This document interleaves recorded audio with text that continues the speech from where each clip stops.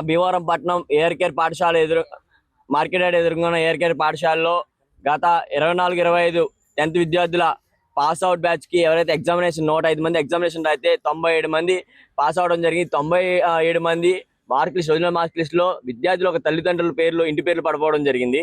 దీని గురించి ఆరాతీగా గతంలో ఉన్న సత్యనారాయణ ప్రిన్సిపల్ గారు ఎవరైతే ఉన్నారో సత్యనారాయణ గారు ఆయన వైఖరి వల్ల ఈ యొక్క విద్యార్థులు హాల్ టికెట్ మార్క్ లిస్ట్ ఉన్నాయి, అందులో పేర్లు పడిపోవడం జరిగింది.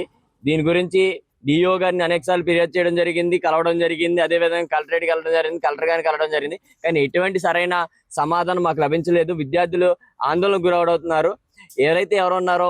ఎవరైతే ఈ తప్పు పాల్పడిన ఉపాధ్యాయులు ఉన్నారో ఆయన కాపాడుకోవడం కోసం డిఓ గారు ఎటువంటి ఒక చర్యలు తీసుకోకపోవడం చాలా బాధాకరం. ఇదే విషయం ఏ ఒక ప్రైవేట్ పాఠశాలలో జరిగితే రాత్రికి ఈ యొక్క సర్టిఫికేట్లు రావడం జరుగుతుంది. కానీ ఇక్కడ గవర్నమెంట్ విద్యార్థులు ఎవరైతే పేద మధ్య తరగతి విద్యార్థులు ఉన్నారో వీళ్ళని ఎవరు పట్టించుకోకపోవడం చాలా బాధాకరమైన విషయం. దీనికోసం విద్యార్థి పరిషత్ విద్యార్థులు అండగా ఉంటుందని తెలియజేస్తున్నాం.